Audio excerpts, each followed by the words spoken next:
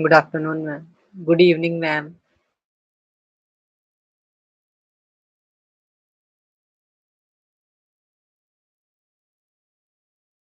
Good evening.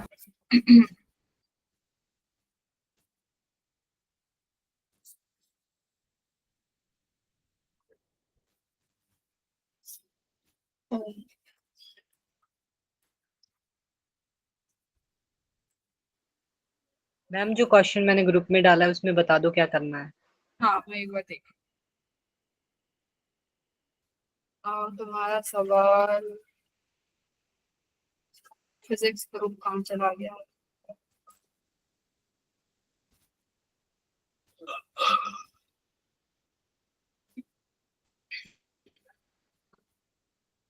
Good evening, ma'am.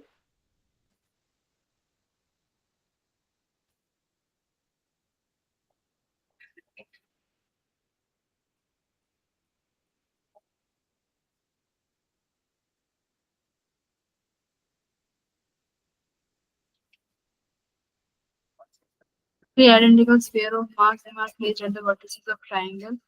When released, they interact only through gravitational forces and collide after a time equal to 4 seconds. If the side of the triangle are equal to a also the mass of the spheres are made 2 meter.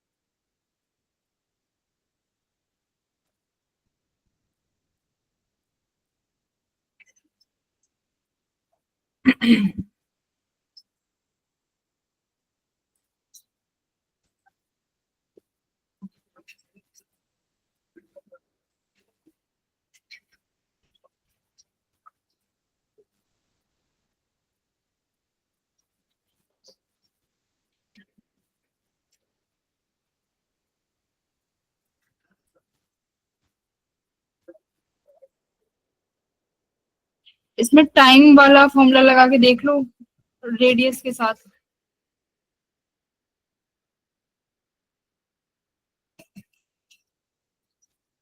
Time का जो formula था ना आज जो हमने Rahul Kepler's का third law जो पढ़ा था, है ना, उसमें टाइम और उसमें एक रिलेशन आता है, वहां से निकल जाएगा। मैम वैसे ही करके देखा था पर आ नहीं रहा था आंसर। तुमने मास लिया था उसमें? No ma'am.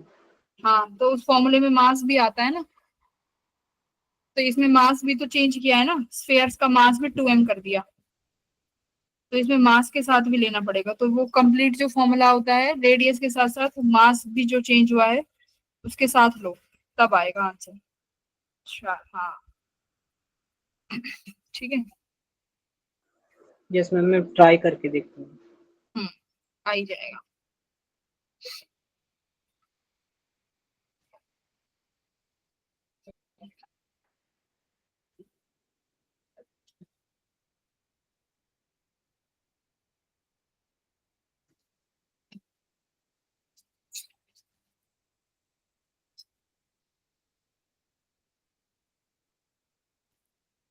ज्वाइन क्यों नहीं करते अभी तक? देखना 10-14 बच्चों ने ज्वाइन किया, मजाक बना रखा है क्लास का।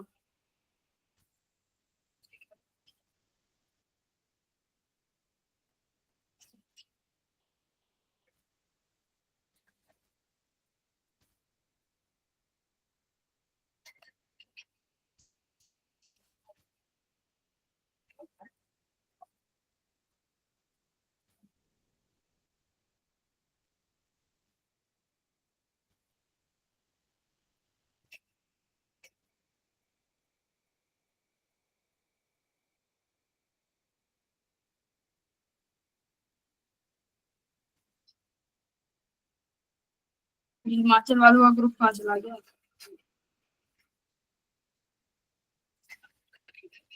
तुम्हारे में एलसीआर सर्किट आया था क्या? आज एलसीआर पढ़ाना है? Yes ma'am. एलसीआर तो कहाँ, अभी बहुत दूर है LCR.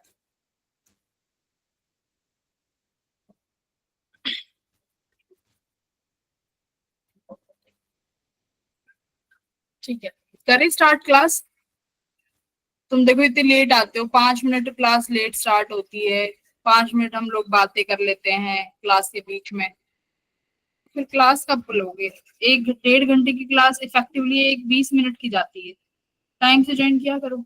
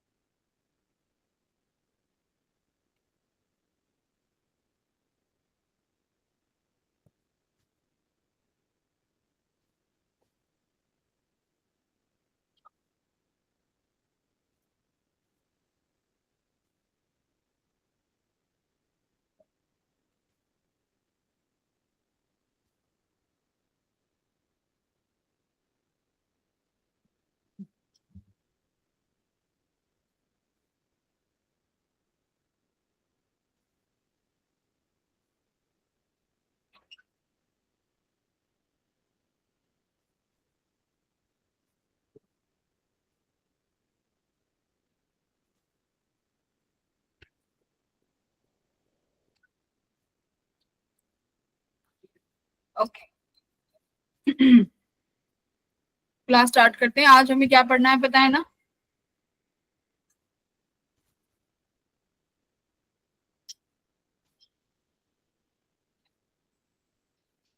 LCR circuit, sorry LCR नहीं, pure inductive, pure resistive, pure capacitive, फिर उसके बाद एलसीआर सर्किट मतलब फिर उसके बाद कॉम्बिनेशंस पढ़ेंगे इनका। ठीक है, मैं एक क्लास भी ज्वाइन कर लेती हूँ। LMO 3।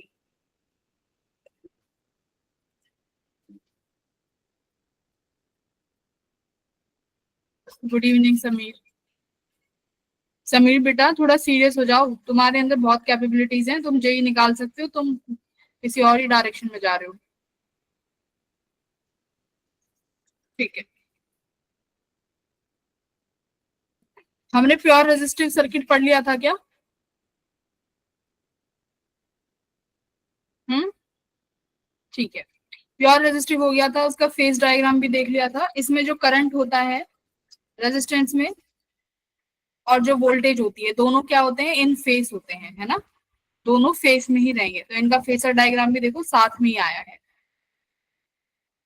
क्वेश्चंस भी हमने शायद लगा लिए थे। इसके बाद आता है प्योर इंडक्टिव सर्किट। ये ऐसे क्यों दिखाई दे रहा है? प्योर इंडक्टिव सर्किट, तो प्योर इंडक्टिव सर्किट में देखो हमने सिर्फ क्या लगाया है, यहाँ पे इंडक्टर लगाया है। इंडक्टर को हमने एक एसी सोर्स के साथ कनेक्ट किया है जिसकी voltage V0 sign omega T है। ठीक है, इंडक्टर के अक्रॉस कितना ईएमएफ होगा भाई? मान लो यहाँ से आपका जो भी आई करंट जाएगा, यहाँ से आई करंट गया, तो इसके अक्रॉस जो भी ईएमएफ जनरेट होगा वो हमने देखा था LdI/dt होता है, जो कि करंट की ग्रोथ को अपोज करता है। ठीक है, तो यहाँ पर जब अगर केवीएल लगाओगे तो इक्वेशन क्या बनेगी? माइनस एल डी, ऐसे लूप चलाओगे, माइनस LdI/dt, ये नेगेटिव से पॉजिटिव, प्लस का ई, ठीक है, इक्वल्स टू 0। ये यहाँ पे हमने अकॉर्डिंग टू द केवीएल लिखा है, ये केवीएल लगाया। आगे देखा LdI/dt किसके बराबर आ गया? ई के बराबर। DI/dt as it is, L को इसके अपॉन में कर दिया। ई का जो वैल्यू है यहाँ पर E0 साइन ओमेगा टी है, E0 पी की वैल्यू है, तो यहाँ पर आपने ई को एज इट इज लिख दिया। देखो E0 साइन ओमेगा टी, तो अभी हमें करंट निकालना पड़ेगा कि करंट कितना आएगा। ठीक है, तो करंट निकालने के लिए इस इक्वेशन को क्या कर दें? इंटीग्रेट। हाँ, देखो यहाँ तक किसी को दिक्कत तो नहीं है, सिर्फ कॉमन केवीएल लगाया मैंने इस लूप में, करंट यहाँ से गया, ये यहाँ पे तुम्हारा इंडक्टिव सर्किट है, यहाँ पर ईएमएफ बनेगी minus L D I by D T, ऐसे प्लस नेगेटिव, इसको ऐसे चेंज कर सकते हो ना, प्लस और ये नेगेटिव, तो प्लस से नेगेटिव जाओगे तो minus L D I by D T, फिर यहाँ से आओगे नेगेटिव से प्लस, प्लस का ई आएगा इक्वल्स टू 0। ई की जो वैल्यू गिवन है E naught sine omega T, बस वो लिख दो, और आई निकालना है तो इसके लिए इंटीग्रेट करना पड़ेगा, ठीक है। तो इंटीग्रेट बोथ साइड करा हमने, E naught by L sine omega T as it is, sine omega का इंटीग्रेशन क्या बनेगा, माइनस कॉस ओमेगा टी, फिर इस ओमेगा टी का भी करोगे तो ओमेगा अपॉन में आ गया, ठीक है। तो कितना आया, E naught L minus cos omega T upon omega, omega बाहर ले लो, माइनस कॉस ओमेगा टी। अब देखो, अब यहाँ से तुम्हारे पास करंट की जो वैल्यू आई वो I minus E naught upon omega L cos omega T, आपके पास ई की जो वैल्यू थी वो थी E naught sine omega T, ठीक है। एक बार बताओ, ये ई नॉट ओमेगा एल को मैं क्या लिख सकती हूँ, ओमेगा एल क्या है तुम्हारा, इम्पीडेंस, ठीक है, जिसे हम एक्सेल बोलते हैं, रेजिस्टिव मतलब ये किस, इंडक्टिव रिएक्टेंस, ये किसके बराबर होता है, ओमेगा एल के, ये क्या है, इंडक्टिव रिएक्टेंस, ठीक है। इंडक्टिव रिएक्टेंस क्या होता है कि जो ये तुम्हारा इंडक्टर है, इसके अंदर कितना ये कितना रिएक्टेंस दे रहा है तुम्हारे करंट को, तो कितना दे रहा है एसी करंट को, ओमेगा एल। तो इस आई को, अब बेटा इसको ये E not as it is है अपॉन एक्सेल, ठीक है, इसको एक्सेल से डिनोट करते हैं, cos omega T as it is. मुझे ये बताओ, ये ई क्या है, वोल्टेज, कौन सी वोल्टेज, पीक वोल्टेज है ना, और ये है तुम्हारा ओमेगा एल, तो ये क्या बन जाएगा, क्या मैं इसको आई नॉट लिख दूं, ये एक्सेल इज अ रिएक्टेंस, ठीक है, तो ई नॉट अपॉन एक्सेल, यानी ये तुम्हारा पीक वैल्यू बन गई इंडक्टिव सर्किट में, और ये माइनस का साइन एज इट इज और cos omega T as it is. अच्छा, अब जरा हम कंपेयर करना चाहते हैं, अभी हाँ, अब मेरे को कंपैरिजन करना है, ठीक है। एक तो इक्वेशन 1 देखो और एक ये इक्वेशन 2 देखो, जहां से तुम्हारे पास इंडक्टिव सर्किट में, अब मेरे को फेज डायग्राम भी बनाना है इनका, तो बेटा यहाँ देखो, ये साइन है, ये कॉस है, तो अभी तो फेज डायग्राम कम बना नहीं पाएंगे, यानी एक को चेंज, इन दोनों को चेंज करना पड़ेगा, या तो दोनों को साइन में करो या दोनों को कॉस में करो, तभी हम एग्जैक्टली बता पाएंगे कि कौन सा लीड करेगा या कौन सा लैग करेगा। तो मैं इस आई को क्या लिख सकती हूँ, बताओ मुझे, आई नॉट, कॉस ओमेगा टी को क्या लिख सकते हैं, कॉस 90 माइनस ओमेगा टी लिख दूं, है भाई, ये माइनस का साइन अंदर जाके क्या बन जाएगा, I naught cos omega T minus 90, sine आएगा ना, साइन आएगा ना, अच्छा कॉस ओमेगा टी है ना, हमने कॉस चेंज किया है, करेक्ट, साइन,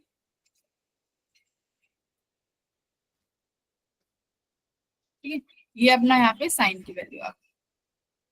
तो क्या आया हमारे पास, करंट आया I naught sine omega T minus 90। तो इक्वेशन 1 और इक्वेशन 2 को जरा कंपेयर करो, कौन आगे है, कौन आगे है, वोल्टेज लीड कर रहा है, और वोल्टेज कितने से लीड कर रहा है, 90 डिग्री से। तो इंडक्टिव सर्किट में क्या होगा, इंडक्टिव सर्किट में वोल्टेज जो है करंट को लीड करेगी, वो भी कितने डिग्री से, पूरे 90 डिग्री से। ये चीजें याद करने वाली हैं कि प्योर इंडक्टिव सर्किट में तुम्हारे पास करंट कितना होगा, तो बेटा आई नॉट, ये वाला ओमेगा एल को यहाँ से एक्सेल बोलते हैं, एक्सेल होता है तुम्हारा इंडक्टिव रिएक्टेंस, लिख दिया। इतना यहाँ तक किसी को डाउट है तो बोलो। इंटीग्रेशन ज्यादा टफ है नहीं, बस केवीएल लगाना है, करंट निकालना है, करंट आ जाएगा, उसके बाद देखना है कि दोनों में से फेस डिफरेंस कितना आ रहा है दोनों का, तो करंट जो है पीछे रहेगा इंडक्टिव सर्किट में, और जो वोल्टेज है वो लीड करेगी 90 डिग्री से। मैम एक दोबारा बताने पर, लीड कहाँ कर रहा है, वो तो -90 है, करंट, वोल्टेज लीड कर रही है ना, वोल्टेज देखो तुम्हारे पास वोल्टेज साइन ओमेगा टी है, इसका फेस ओमेगा टी है, आई का फेस देखो साइन ओमेगा टी माइनस 90, मतलब तुम्हारा जो करंट है वो ओमेगा टी से 90 डिग्री पीछे है ना, तो तुम्हारे ईएमएफ से तुम्हारा करंट कितने डिग्री पीछे हो गया, 90 डिग्री पीछे हो गया। तो या तो कह लो ठीक कि या तो कह लो कि करंट लैग कर रहा है 90 डिग्री, या कह लो कि ईएमएफ 90 डिग्री लीड कर रही है, एक ही बात है। ठीक है, आ जाओ आगे। अब मेरे को इनका वेव डायग्राम बनाना है। वेव डायग्राम कैसे बनाओगे भाई? 90 डिग्री का फेज डिफरेंस है, ठीक है, तो इस तरीके का फेज डायग्राम बनेगा। अरे देखो, ये तुम्हारा ई नॉट है और यहाँ पर तुम्हारा ये किसकी वैल्यू है? आई नॉट की। तो इसका फेस जो है देखो 90 डिग्री आगे है ना तुम्हारे ईएमएफ का, तो ये 90 डिग्री आगे से बनाया है इस तरीके से। अब वोल्ट, अब ये बताओ मैग्नीट्यूड किसका ज्यादा रहेगा? ई नॉट का, सिंपल सी बात है। ये बाय एक्सेल हो गया ना कुछ, ये ई नॉट बाय एक्सेल हो गया, तो मैग्नीट्यूड जो ज्यादा रहने वाला है वो किसका रहने वाला है? ईएमएफ का। तो ईएमएफ की पीक वैल्यू देखो तुम्हारी ज्यादा है एज कंपेयर टू तुम्हारी आई के। तो आई का जो ग्राफ है वो नीचे बना है देखो थोड़ा सा, ठीक है। और ये इसका स्टार्टिंग से 0 से बनाना शुरू कर दिया और इसका 90 डिग्री यहां से बनाना शुरू करा है। देखो ये देखो आई नॉट का ग्राफ कहां से बना है? वेव ग्राफ 90 डिग्री बाद बना है, ठीक है, एज इट इज। तो इससे कह सकते हो तुम कि तुम्हारा ये ईएमएफ है जो आगे है, ठीक है। तो ये वेव डायग्राम हो गया। उसके बाद बनाते हैं फेसर डायग्राम। फेसर डायग्राम कैसे बनाओगे? फेज डायग्राम कैसे बनेगा? देखो, ये मान लो मैं रेफरेंस लाइन ले लेती हूँ, जैसे मैंने उस दिन बताया था, मेरी ये रेफरेंस लाइन है ओमेगा टी 0 डिग्री पे, ठीक है, ये हमने ओमेगा टी मान लिया।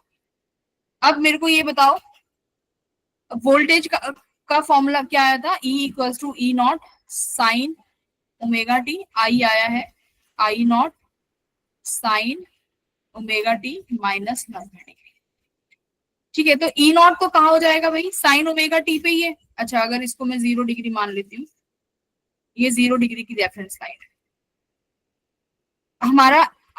ये तो हमारा जो ये है ई नॉट कितने पे है? ओमेगा टी पे। तो ई का ई नॉट मान लेते कि यहाँ पर बन रहा है, ठीक है, ये इसकी मैक्सिमम वैल्यू हो गई ई नॉट की, ठीक है, दिस इज पीक वैल्यू। ये पीक वैल्यू हो गई। एंगल में ये कितना मान लू बताओ, कितना एंगल बनाएगा ये? Omega T. Omega T. Omega T हो गया। अब बचा अपना करंट। तो करंट का बताओ कैसे बनाना है? इस रेफरेंस लाइन से कितना पीछे है? इस रेफरेंस लाइन से माइनस ओमेगा टी। देखो ओमेगा टी से 90 डिग्री पीछे है, ठीक है, ये तो 0 डिग्री की रेफरेंस लाइन है। ये तुम्हारा ओमेगा टी है रेड वाला, तो यहां से कितने डिग्री पीछे बनाओगे? ऐसे ये बना दो। और ये तुम्हारा कौन सा होगा? ये तुम्हारा आई नॉट हो जाएगा, पीक वैल्यू। तो इन दोनों के बीच में जब एंगल बनाओगे तो ये कितने का बनेगा? इन दोनों के बीच में जो बनेगा वो बनेगा 90 डिग्री का। इस तरीके से बना कि ई नॉट और आई नॉट, ई नॉट से पीछे है तुम्हारा आई नॉट कितने डिग्री? वो भी 90 डिग्री, इस तरीके से। तो ये हम ऐसे ड्रॉ कर सकते हैं कि ई नॉट आगे आई नॉट पीछे। और कैसे बना सकते हो? और ऐसे बना सकते हो कि ये ई नॉट कौन सा आगे है हमारा? ये अगर आई नॉट है तो बेटा ये ई नॉट हो जाएगा। बताओ अगर मैं ऐसे बना दूं तो गलत है क्या?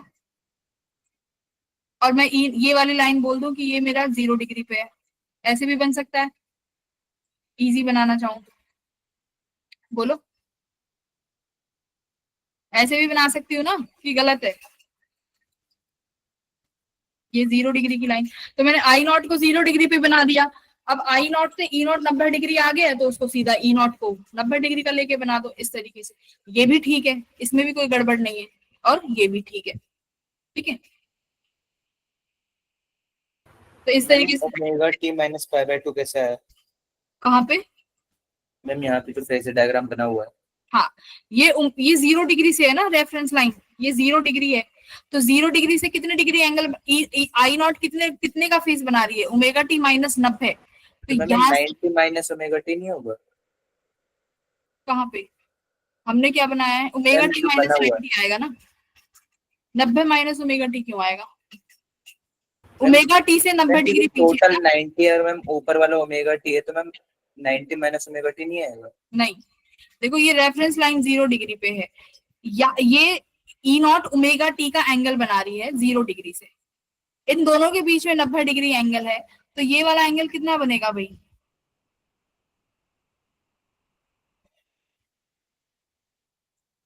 मैम 90 माइनस ओमेगा टी आना चाहिए वैसे तो। सेंस में है ना, वो सेंस की बात हो गई, ठीक है, सेंस में हो जाएगा वो ओमेगा मैम टी। उसमें क्लॉकवाइज और एंटी हाँ, क्लॉकवाइज था। सेंस, वही मैं कह रही हूँ, वो सेंस की बात हो जाएगी, ठीक है। अगर तुम इस सेंस में लोगे, ऊपर वाले सेंस में, तब बनेगा तुम्हारा 90 माइनस ओमेगा टी। अगर नीचे वाले सेंस में लेना चाहोगे तो ओमेगा टी माइनस 90 डिग्री हो जाएगा। वो सेंस में आ गया, रोटे मतलब सेंस का मतलब है क्लॉक और anti clock.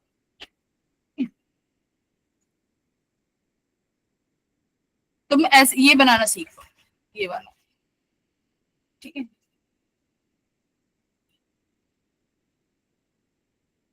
Inductive reactance XL होता है, किसके बराबर होता है, ओमेगा एल के। ओमेगा कितना होता है, 2 पाई फ्रीक्वेंसी इंटू एल, ठीक है। ये तुम्हारा इंडक्टर का इंडक्टेंस है। ये वाला क्वेश्चन करो।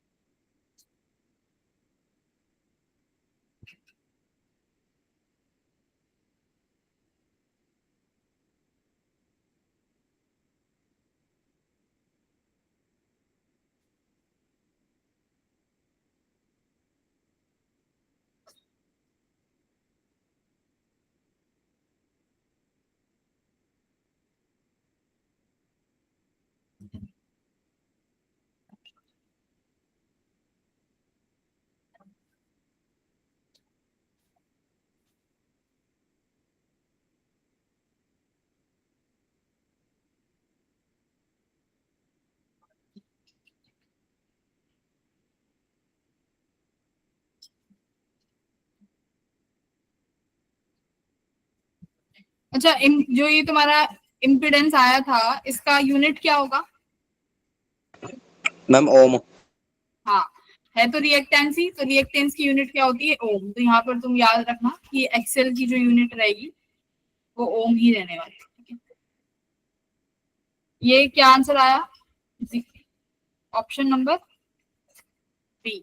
वेरी गुड, बहुत अच्छे, बी ऑप्शन करेक्ट है। तो सेल्फ इंडक्टेंस पूछा है, कॉइल का कितना होगा?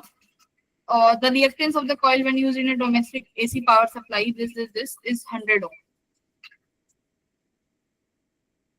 देखो कॉइल है, तो कॉइल का मतलब समझ जाना, यहाँ पर इंडक्टर की बात हो रही है। तो एक्सएल किसके बराबर हो जाएगा तुम्हारा, 2 पाई frequency into L. Self inductance यानी एल की बात कर रहा है, तो कितना हो जाएगा, एक्सएल अपॉन 2 पाई एफ। कितना दिया हुआ है, देखो 100 ओम दिया हुआ है, तो एक्सएल 100 है, मतलब 100 ओम। ओम यानी इम्पीडेंस दिया हुआ है तुम्हें, 100 हो गया, 2 पाई एफ कितना हो जाएगा भाई, फ्रीक्वेंसी तुम्हारी, अरे 50 है, यहाँ पर आप 50 रख दो, तो यू विल गेट एल की वैल्यू 0.32 हेनरी। वेरी गुड, चलो ये वाला करो।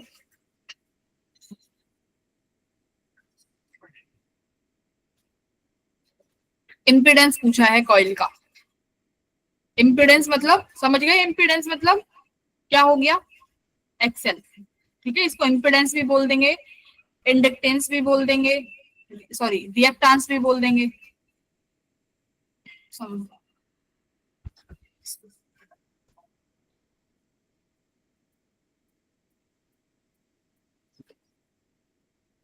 100 voltage DC is applied across a coil. A current of 1 ampere flows through it. When 100 volt AC at this is applied at the same coil, only this amount of current flows. The impedance of the coil will be.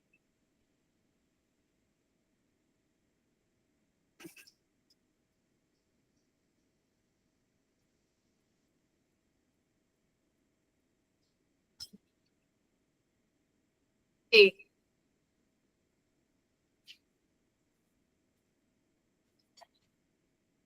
Sameer B.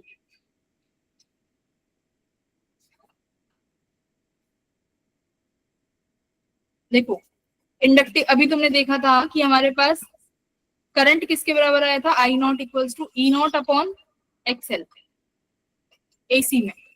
तो XL किसके बराबर हो जाएगा, E naught upon I naught. और ये दोनों कैसी value है, these both are the peak values, peak values है। ई नॉट कितना है भाई, 100 वोल्ट है एसी में, और आई नॉट 0.5 है, तो कितना आ जाएगा 200 ओम। 200 will be your answer. Sumit क्या किया तुमने?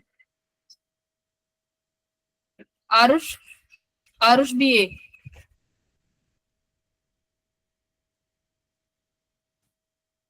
हाँ बी बनेगा ना।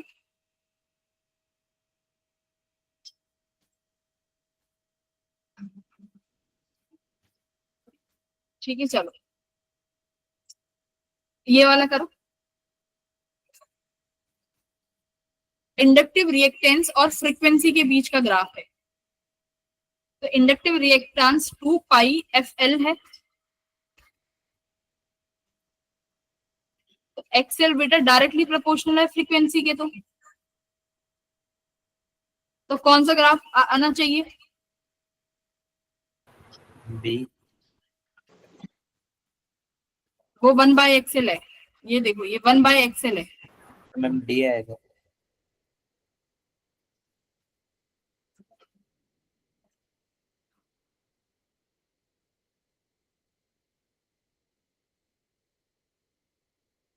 वन बाय एक्सएल फ्रीक्वेंसी का भी क्या बनेगा, 1/एक्सएल में कर दूं तो ये 1/एफ हो जाएगा। हम्म,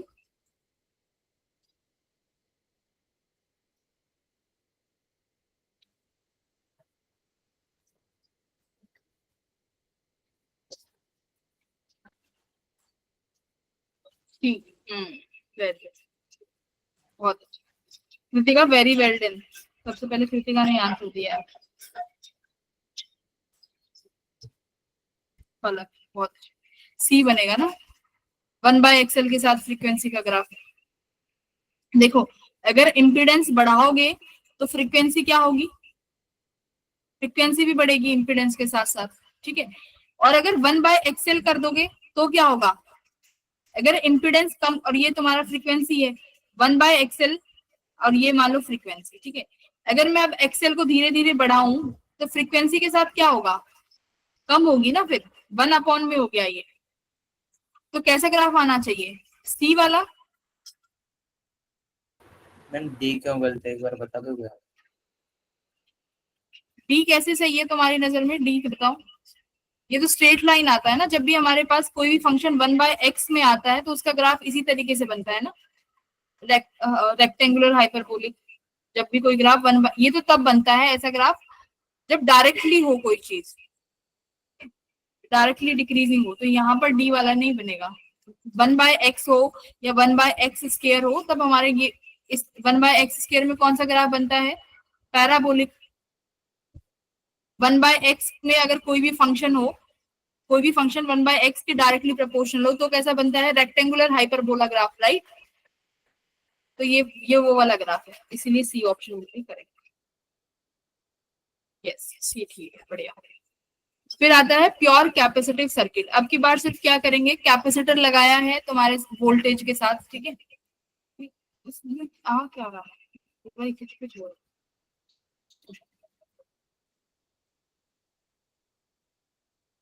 ठीक है। यहाँ पर कैपेसिटर है, हमने फिर से एक ईएमएफ सॉरी एक एसी सोर्स लगाया है, E naught sine omega T, ठीक है। यहाँ पर फिर से केवीएल लगाओगे, ये अगर पॉजिटिव साइकिल है, ये यहाँ पर नेगेटिव है, तो ये यहाँ पर पॉजिटिव बनेगा, यहाँ नेगेटिव बनेगा। फिर से केवीएल लगाओगे तो क्या कैसे लिखोगे भाई, इसके अक्रॉस, कैपेसिटर के अक्रॉस पोटेंशियल कैसे लिखते हो, Q इक्वल्स टू CV होता है, तो यहाँ का पोटेंशियल लिखोगे कैसे, Q/C, ठीक है। मान लेते हैं कि यहाँ पर Q चार्ज स्टोर हुआ है, तो कैसे लिखोगे, Q equals to CV, potential किसके बराबर हुआ, Q/C के, तो पोटेंशियल लिखोगे आप Q/C as it is. I की वैल्यू क्या हो जाएगी, dQ/dt, d/dt as it is. Q तुमने यहाँ से निकाला है, ये रहा E not sine omega T करके, ठीक है। यहाँ पर वैल्यू रख दो, आप लिखोगे यहाँ पे, इसके अक्रॉस जब हम ऐसे चलेंगे तो इसके अक्रॉस पोटेंशियल कितना लिखोगे, इसके अक्रॉस, कैपेसिटर के अक्रॉस, dq बाय c, ठीक है, प्लस इसकी पोटेंशियल हो जाएगा v। फिर उसके बाद हमने q निकाल लिया यहाँ से, कि q जो आया यहाँ से वो हमारे पास आ गया cv। c as it is, battery का पोटेंशियल कितना है हमारे पास, E not sine omega T. ठीक है भाई, चार्ज आ गया, लेकिन चार्ज से काम तो नहीं चलेगा, करंट निकालना पड़ेगा। तो करंट निकालने के लिए q को क्या करेंगे भाई, dq बाई dt करना पड़ेगा। ठीक है, देखो q एज इट इज है, c तुम्हारा इस कैपेसिटेंस की वैल्यू है, v वोल्टेज है, बस वोल्टेज रखनी है इस वाले फॉर्मूले में, q इक्वल्स टू c।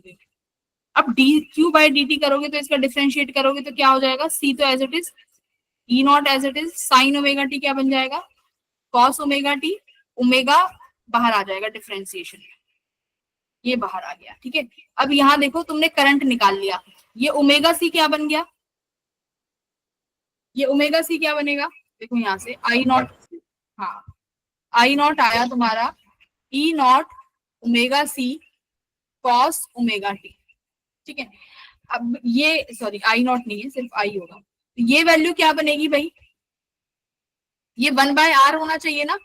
अगर ये मेरी ई नॉट है और अगर मेरे को ये अगर वो भी इसकी यूनिट्स में भी देखना है, तो ये ई नॉट ओमेगा सी किसके बराबर होना चाहिए, आई नॉट के बराबर। तो ये आई नॉट ही तो होगा, ई नॉट ओमेगा सी, अगर मैं यूनिट्स के टर्म्स में भी देखूं तो आई इक्वल्स टू ये आई नॉट होगा, तो बेटा ओमेगा सी को मैं, ओमेगा सी क्या होगा, एक तरीके का रेजिस्टेंस है, राइट, और वो भी किसका, कैपेसिटेंस का। तो इसका मतलब ये तुम्हारा कैपेसिटिव रिएक्टेंस है, जिसको हम XC से डिनोट करेंगे, और ये किसके बराबर होगा, 1 ऑफ ओमेगा सी। अगर मैं यहाँ पर XC लिख दूं और XC की वैल्यू 1 ओमेगा सी है, तो वो ऊपर जाके फिर ओमेगा सी हो जाएगा। बताओ यहाँ तक किसी को दिक्कत है, मैं अगर ये चीज ऐसे लिखूं तो, हाँ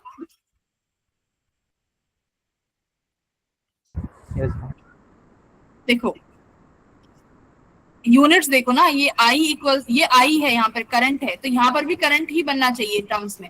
कॉस थीटा इसका तो इसकी तो कुछ यूनिट्स होती, डायमेंशन लेस, यहाँ तो कुछ होगा ही नहीं। अब ई नॉट ओमेगा सी यानी ये आई नॉट के बराबर ही होगा, तो ई नॉट तो वोल्टेज हो गई, इसका मतलब ओमेगा सी क्या होगा, एक तरीके का रिएक्टेंस ही तो होगा, और रिएक्टेंस भी किसका है, ये कैपेसिटिव रिएक्टेंस बोलते हैं, और किससे डिनोट करते हैं, XC से। ठीक है, तो अगर करंट अगर लिखना चाहो तो V/R ही होता है। ठीक है, तो ये R की वैल्यू यहाँ पर क्या है, 1 ओमेगा सी है, और यहाँ पर मैं इस R को R ना लिख के क्या लिख रही हूँ, XC। अब समझ में आया, as it is I not. Ma'am capacitor का नहीं समझ में आया, क्या नहीं समझ में आया, मैम पिछली साइड के समझ नहीं आया, तो अभी यहाँ पे भी नहीं आ रहा। अच्छा ठीक है, एक बार दोबारा देख लो। यहाँ पर ये बैटरी लगा, ये तुमने यहाँ पे क्या अपना EMF दे रखी है, E not sine omega T, plus minus का इधर साइन लगाया। यहाँ पर चार्ज कितना आएगा इस कैपेसिटर में, Q equals to CV charge store होगा। Yes, ma'am. C इसका कैपेसिटेंस, V तुम्हारी ये बैटरी कितनी है भाई, battery E not sine omega T. ठीक है, यस मैम। अब मेरे को तो करंट चाहिए ना, क्योंकि हम सारा काम कर क्यों रहे हैं, क्योंकि मुझे सर्किट में करंट और वोल्टेज निकालनी है, वोल्टेज तो है ही। अब Q से मैं करंट कैसे निकाल सकती हूँ, इसको डिफरेंशिएट करके dq बाई dt कर दो बस, बोलो। ठीक है, अब Yes, इसका ma'am. डिफरेंशिएट करोगे तो कैपेसिटेंस का C as it is, E not as it is, sine का डिफरेंशिएशन कॉस ओमेगा टी, अब फिर ओमेगा टी करोगे तो ओमेगा आगे आ जाएगा। ये लो, ये तुम्हारी करंट की वैल्यू आ गई। मैंने यहाँ पर करंट को एज इट इज लिख दिया, E not omega C cos omega T. अब मैं यहाँ पे देख रही हूँ कि यहाँ पर एक तो वोल्टेज है E नॉट, तो ओमेगा सी क्या है, अगर डायमेंशन के अकॉर्डिंग भी देखें तो करंट, अगर लेफ्ट हैंड साइड अगर करंट है तो RHS में भी वो करंट ही बनना चाहिए, क्योंकि कॉस का तो कुछ वैल्यू होगा ही नहीं, डायमेंशन ही नहीं है। तो इसका मतलब ओमेगा सी क्या है, यहाँ पे रिएक्टेंस है ना, वोल्टेज है ये E नॉट, ओमेगा सी बनेगा तुम्हारा रिएक्टेंस किसका, कैपेसिटर का। तो मैं अगर इस ओमेगा सी को ऐसे लिख दूं, बताओ E not 1 omega C cos omega T, कुछ गड़बड़ है यहाँ पे, बताओ। नो मैम, कोई गड़बड़ नहीं। अब I equals to E not as it is, और 1 ओमेगा सी को मैं एक नाम दे देती हूँ, क्या, XC। बताओ अब कुछ गड़बड़ हुई, कुछ नहीं हुई। नो मैम, और ये XC ही क्या है, कैपेसिटिव रिएक्टेंस है। ठीक है, तो यहाँ पे लिख दो XC इज अ क्या, कैपेसिटिव रिएक्टेंस। और किसके बराबर है XC? 1/ω के। क्लियर? C क्या है? कैपेसिटेंस, ओमेगा तुम्हारी एंगुलर फ्रीक्वेंसी। अब आते हैं, अब हमें तो कंपेयर करना है I और E नॉट में। E नॉट, E क्या था भाई? E ये था हमारा E equals to E not sine omega T. ठीक है, I बन जाएगा, ये तुम्हारी पीक वैल्यू हो जाएगी E नॉट बाय XC, तो इसको I नॉट लिख दो, ये हो गया कॉस ओमेगा टी। भाई अब मेरे को कंपैरिजन करना है, तो इस कॉस को किस में लिखना पड़ेगा? साइन में, साइन में लिखना पड़ेगा। तो क्या लिख सकते हैं इसको? I equals to I not sine, कितना लिख दूं भाई? ओमेगा टी प्लस 90 लिख दूं? कोई यस और मैम। लिख सकते हैं आराम से। फर्स्ट में दोनों पॉजिटिव होते हैं, फर्स्ट क्वाड्रेंट में, ओमेगा टी प्लस π/2। तो अब देखो जरा, E और I में कितना फेज डिफरेंस आ रहा है? π/2। यानी कैपेसिटर में जो करंट है अक्रॉस द कैपेसिटेंस, वो 90 डिग्री आगे चलेगा वोल्टेज से। और यहाँ पर जो तुम्हारा पीक करंट आया है I नॉट, वो किसके बराबर आया है? देख लो किसके बराबर है? E not upon XC। यहां तक कोई दिक्कत? 90 डिग्री आगे नो है। वहां पर कौन आगे था? Voltage bye 90। वहां वोल्टेज आगे थी। ठीक है, तो अब यहाँ पर इसका पहले तो वेव डायग्राम बनाओगे। तो वेव डायग्राम बना दिया तुमने, ये तुम्हारा I है यहाँ पे, और ये तुम्हारा E का ग्राफ है। कौन आगे है? हमारा करंट आगे चल रहा है 90 डिग्री से, लेकिन मैग्नीट्यूड E का बड़ा है। Magnitude of E is greater than I। ठीक है, लेकिन फेस में तुम्हारा करंट 90 डिग्री आगे चल रहा है। तो बना दो आराम से। ये रहा तुम्हारा 90 डिग्री, पहले बनाना शुरू कर दिया ना। ये तुम्हारा वोल्टेज 0 डिग्री से चलिए, ये आपने पहले बनाना शुरू कर दिया। इस तरीके से ग्राफ आ गया। सही है? करंट का ग्राफ देखो, 90 डिग्री आगे है ना, ये आगे से शुरू हुआ है। EMF यहाँ पर है 0 पे, स्टार्टिंग पॉइंट पे, तो करंट आगे है ना इससे, EMF से स्टार्टिंग पॉइंट पे भी। हाँ, अब देखो यहाँ पर जब करंट 0 हुआ, तो फिर EMF ऊपर चली गई, तो मतलब फेस डिफरेंस 90 डिग्री का, करंट जो है आगे रहेगा 90 degree. Phasor diagram, phase diagram कैसे बना सकते हो? इसका ऐसे बना दो फेस डायग्राम, ये 0 डिग्री पे अब की बार यहाँ पर क्या रख दे? E नॉट, और यहाँ पर तुम I नॉट को रख दो, 90 डिग्री आगे है। ये तो तुमने सिर्फ दिखाया अभी 90 डिग्री आगे। अगर ओमेगा टी के साथ दिखाओगे तो फिर कैसा डायग्राम बनाना पड़ेगा? फिर ओमेगा टी के साथ ऐसा बनाओगे। ये अपनी रेफरेंस लाइन है। E नॉट ऑलरेडी पहले यहाँ पे लिख लेते हैं, E equals to E not sine omega T, I equals to I not sine 90 plus omega T. ठीक है, देखो यहाँ पे ये तुम्हारा भी रेफरेंस लाइन 0 डिग्री का। E नॉट बेटा 90 डिग्री, सॉरी E नॉट जो है ओमेगा टी आगे है, तो ये E वाली लाइन आ गई। अब E नॉट से कितने डिग्री आगे बनाना है तुम्हें? पूरा 90 डिग्री आगे बनाना है। तो इन दोनों के बीच में जो एंगल होगा वो 90 डिग्री होगा। यहाँ I नॉट बना दो, मैं एक बार बना के दिखा देती हूँ। मान लो ये अपनी रेफरेंस लाइन, सबसे पहले ड्रॉ करने जा रहे हैं क्या? E not. ठीक है, E नॉट ड्रॉ कर दिया भाई। ये बोलो कितने डिग्री का एंगल है इस 0 डिग्री से? Omega T, correct? Omega T. Omega T हो गया। अब देखो, अब मैं बनाने जा रही हूँ I नॉट का। I नॉट बताओ कितने डिग्री आगे है भाई इस रेफरेंस लाइन से? 90 प्लस ओमेगा टी। ठीक है, तो पूरा 90 तो ये हो गया। तो मतलब 90 डिग्री यहाँ तो नहीं बनेगा, कुछ सेकंड क्वाड्रेंट में जाएगा, क्योंकि 90 में कुछ ऐड हो रहा है। तो 90 में कुछ ऐड हो रहा है, तो यहाँ चले गए। कितना ऐड हो रहा है? वो भी ओमेगा टी। तो ये भी ओमेगा टी होगा, है ना? अब देखो E नॉट और I नॉट के बीच में कितना कितना वो आया एंगल? 90 डिग्री का ही आ रहा है भाई। ये टोटल कितने का बनेगा? Omega plus 90, 90 plus omega T. बोलो पूरा एंगल जो ब्लू लाइन से दिखा देते हैं इसे, बोलो ये ब्लू वाला जो एंगल बनाया है वो पूरा 90 प्लस ओमेगा टी बनेगा ना? Yes ma'am. यस। बस, तो इस तरीके से हम बना सकते हैं। और I नॉट और E नॉट के बीच में जो एंगल है वो 90 डिग्री है। बस इस तरीके से फेस बना लो।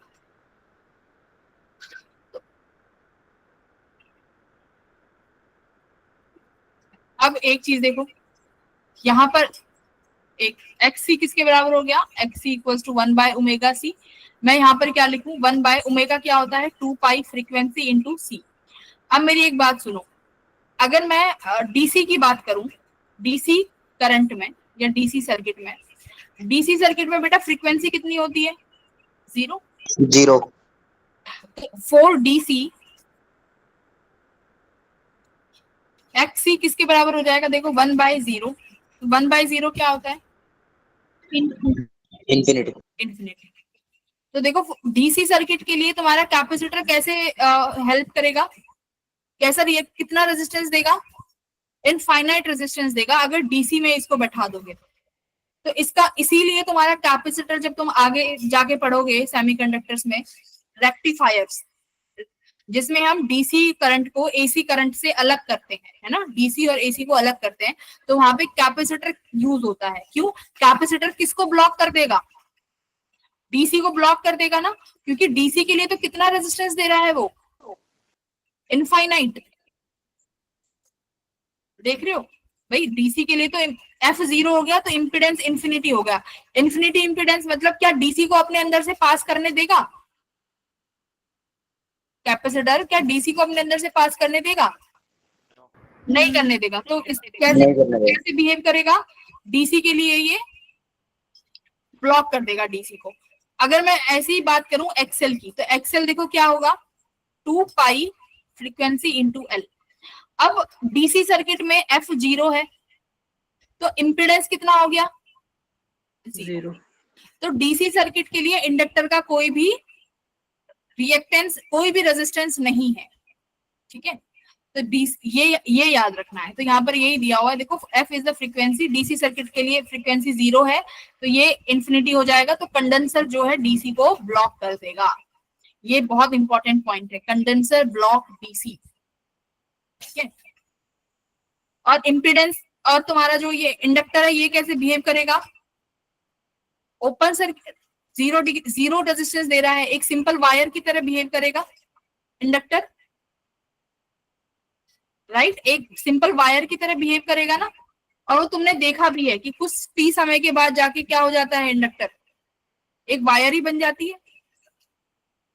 और डीसी सर्किट में तुमने देखा है कि टी समय के बाद जहां पर कैपेसिटर लगा होगा उस ब्रांच से करंट को जाने नहीं देता, पढ़ा है ना। अरे डीसी सर्किट तुमने जब कैपेसिटर का हमने पढ़ा था, तो कैपेसिटर में क्या होता है, टी टाइम के बाद कैपेसिटर जब फुली चार्ज हो जाता है, तो फुली चार्ज होने के बाद कैपेसिटर जिस रेजिस्टेंस की ब्रांच में होगा वहां करंट जाने देता है, नो मैम। नहीं जाने देता ना। ये तो टी टाइम के बाद कंडेंसर जहां पर लगा होगा उस ब्रांच से करंट जाने ही नहीं देगा। तो उसने क्या कर दिया, ब्लॉक कर दिया, क्योंकि उसका इम्पिडेंस ही इतना ज्यादा है कि वहां से डीसी पास ही नहीं कर पाएगा। और इंडक्टर का तुमने क्या पढ़ा था टी टाइम के बाद, कि स्टार्टिंग में तो वो क्या करेगा, अपोज करेगा, लेकिन जैसे ही समय कुछ टी टाइम के बाद होगा, इंफिनिटी होगा, करंट स्टेबल हो जाएगा, तो तुम इम्पिडेंस को क्या कर सकते हो, इंडक्टर को हटा दो, एक वायर की तरह बिहेव करेगा। तो वही चीज यहाँ पर हमने in the form of resistance पढ़ी है। एक्सेल जो है 0 रेजिस्टेंस पैदा करेगा, तो तुम ये सिंपल वायर की तरह बिहेव करेगा डीसी के लिए, ठीक है। तो ये चीज हम ऑलरेडी पढ़ के आ चुके हैं, बट यहाँ पर थोड़ा सा रिएक्टेंस के फॉर्म में पढ़ ली है। चलो, इसकी यूनिट भी ओम है, एक्सी की, ठीक है। करिए ये वाला क्वेश्चन।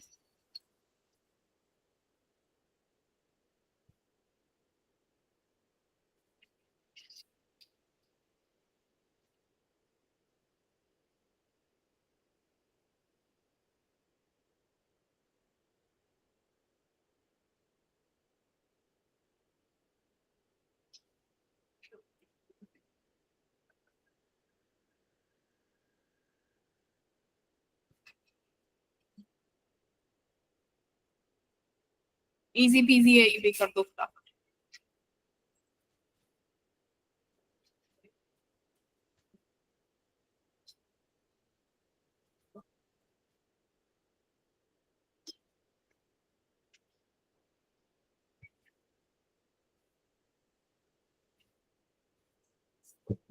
ठीक है,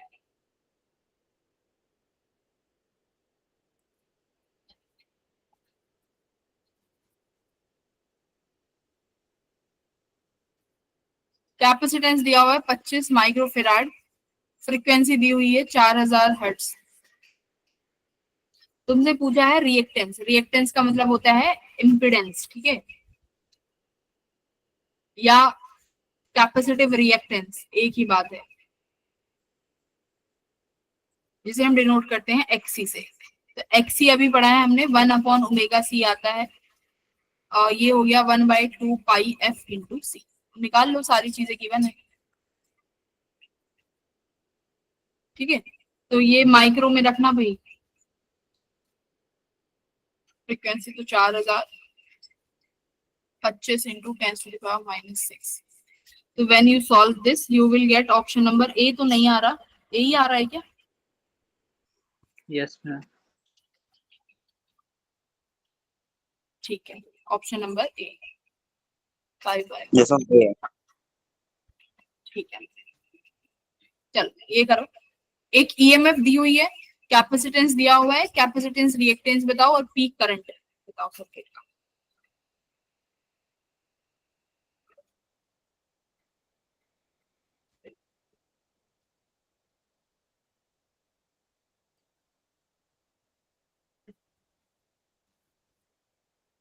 इस चैप्टर में ज्यादा से ज्यादा क्वेश्चन एलसीआर के करना, बस वहीं से सवाल आते हैं, एलसीआर और एलसी ऑसिलेशन। एलसी ऑसिलेशन है नहीं सिलेबस में, पर फिर भी पूछता है क्वेश्चन।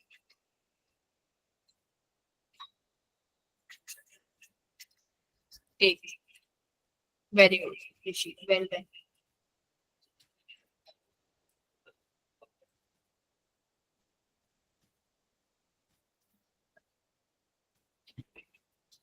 तो कैपेसिटिव रिएक्टेंस फॉर्मूला बेस्ड है, 1/ओमेगा c से निकाल लेंगे, वैल्यूज रख देना। आई नॉट यानी पीक करंट, पीक करंट किसके बराबर होगा भाई? पीक वोल्टेज चाहिएगी अपॉन में रेजिस्टेंस एक्सी। या इसको जब सॉल्व करोगे तो कौन सा ऑप्शन मिलेगा? ऑप्शन नंबर, कैलकुलेट तो कर ही लोगे बेटा। ओमेगा की वैल्यू देखो 1/, ये रीड करना आना चाहिए। इस इक्वेशन में ओमेगा कौन सा होगा? E = E0 साइन 100 पाई। 100 हाँ, पाई। ओमेगा हो गया तुम्हारा 100 पाई। कैपेसिटेंस दिया हुआ है 1 पॉइंट कितना है ये 6, हाँ 0.628 माइक्रोफेराड आ जाएगा। ई नॉट कितना हो जाएगा भाई? 200। एक्सी यहाँ से निकाल ही लोगे, बस वो एक्सी की वैल्यू यहाँ पुट कर देते। तो ऑप्शन नंबर बी। ये बताओ ग्राफ,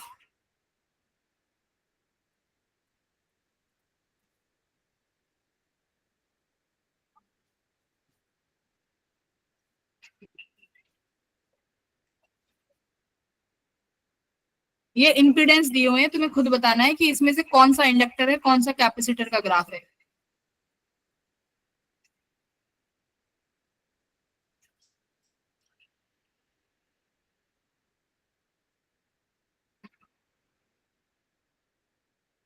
सेकंड वाला किसका होगा भाई? डायरेक्टली प्रोपोर्शनल है फ्रीक्वेंसी के, इंडक्टर। इंडक्टर का होगा मैम। सेकंड वाला कौन सा? हाँ, सेकंड तो इंडक्टर है, पता चल गया क्योंकि डायरेक्टली प्रोपोर्शनल वाला ग्राफ है। तो x2 शुड बी कंडक्टर, ये नहीं होगा, ये नहीं होगा, रेजिस्टेंस तो होगा ही नहीं, ठीक है। तो x2 इज अ इंडक्टर, ठीक है।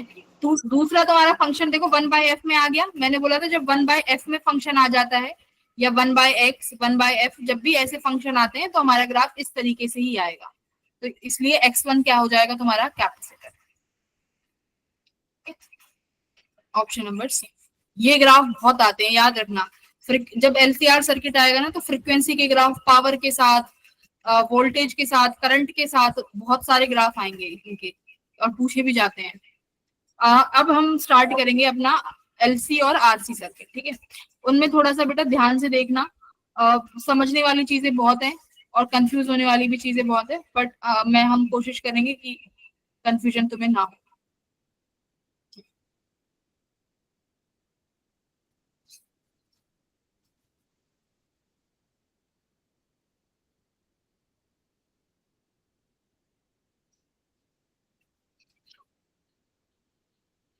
अभी तक यहाँ तक किसी को कोई दिक्कत आई? No ma'am. ठीक है, तो सबसे पहले हेडिंग डालो series LR circuit.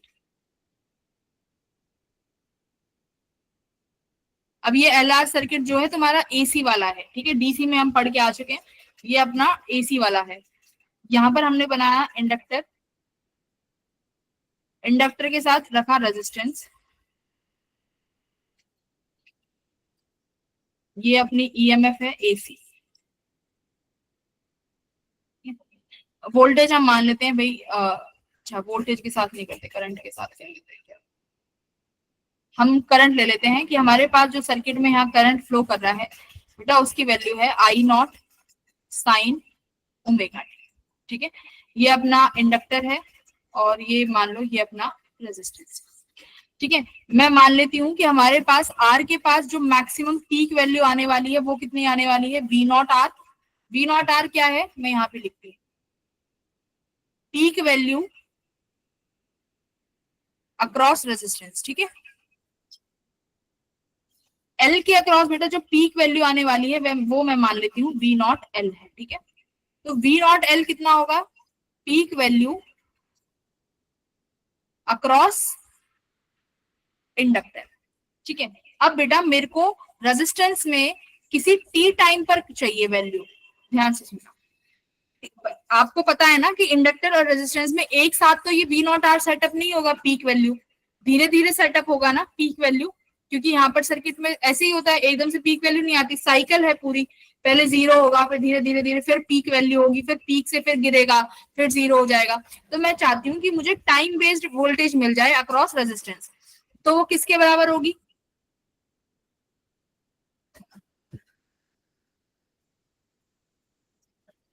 Time based voltage चाहिए अक्रॉस इंडक्टर। तो तुम्हें पता है हमारे पास होता है V इक्वल्स टू V0, जो भी हमारा फंक्शन होगा उसके अकॉर्डिंग। तो पीक वैल्यू तो मैंने अभी क्या मानी है, रेजिस्टेंस की पीक वैल्यू तो मैं V0R है। ठीक है, अब मेरे को एक बात बताओ, रेजिस्टेंस के अक्रॉस और करंट और वोल्टेज में कितना फेज डिफरेंस होता है, देखना यहाँ पे दिमाग घूम, रेजिस्टेंस के, हाँ रेजिस्टेंस के अक्रॉस वोल्टेज और करंट में फेज डिफरेंस रहता है 0। तुम्हारे पास जो ये करंट है इंडक्टर में भी और रेजिस्टेंस में भी सेम जाएगा, क्योंकि दोनों किसमें है, सीरीज में, करेक्ट। तो रेजिस्टेंस के अक्रॉस बेटा फेज डिफरेंस क्या होगा, साइन ओमेगा टी। जैसा करंट का फेज डिफरेंस है वैसा ही रेजिस्टेंस के वोल्टेज का फेज डिफरेंस होगा, पढ़ा है हमने। Yes ma'am. In resistance voltage and EMF have same phase. अब बात करते हैं इंडक्टर की। मुझे इंडक्टर का कोई बच्चा बताएगा, पीक वैल्यू मैंने V0L लिखी है, तो यहाँ पीक वैल्यू V0L हो जाएगी। जरा मुझे इंडक्टर के अक्रॉस फेज डिफरेंस बताओ, इंडक्टर में कौन आगे रहता है, वोल्टेज। मैम इंडक्टर में वोल्टेज आगे रहता है। हाँ इंडक्टर में वोल्टेज आगे रहता है, वो भी कितने डिग्री से, 90। हाँ साइन। तो अब देखो, अब इंडक्टर के अक्रॉस जो वोल्टेज होगी, इंडक्टर के अक्रॉस जो वोल्टेज होगी वो किस फेज में होगी, तुम्हारे सर्किट के मेन करंट के, देखो मैं सर्किट के मेन करंट से निकाल रही हूँ इनके अक्रॉस वोल्टेज, तो वो होगी मैम पीक वैल्यू आपने V0L मानी है, साइन फेज कितना होगा ओमेगा टी प्लस π/2। ठीक है मैम हाँ हाँ मैम इंडक्टर में, ठीक है मैम, पर्टिकुलर भी ये π/2 से वोल्टेज और उसके करंट के बीच में इंक्रीज करता है ना। कैसे, नहीं ठीक है मैम, कुछ नहीं, मैं कंफ्यूज हो गया। नहीं नहीं बोलो बोलो, कंफ्यूज ही तो नहीं होना।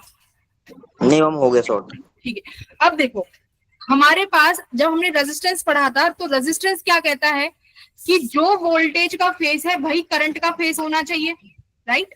इंडक्टर कहता है कि नहीं, जो तुम्हारी वोल्टेज है वो करंट से 90 डिग्री आगे होनी चाहिए। अब तुमने दोनों को एक साथ बैठा दिया, दोनों को एक साथ बैठा दिया। अब देखो तुम्हें सर्किट का करंट पता है I0 साइन ओमेगा टी है, मुझे वोल्टेज जो सर्किट की वोल्टेज होगी ना V इक्वल्स टू V0, उसका फेस निकालना है कि उसका फेस क्या होगा, समझ गए। अब एक बार बताओ, अब क्या होगा, तुम्हारा जो सर्किट का करंट है, सर्किट का करंट है बेटा I0 साइन ओमेगा टी। अगर ये सिर्फ रेजिस्टेंस होता तो तुम कह देते कि मैम वोल्टेज जो होगी V0 साइन ओमेगा टी होगी, बोलो, if this is only resistance, यही कहते अगर रेजिस्टेंस होता तो? बोलो, यस मैम। अगर Yes. आई जो तुम्हें गिवन है, I naught sine omega T given है, अगर ये इंडक्टर होता तो तुम कहते मैम जो वोल्टेज इस पूरे सर्किट की होगी, उस पूरे सर्किट की वोल्टेज होगी साइन ओमेगा टी प्लस 90।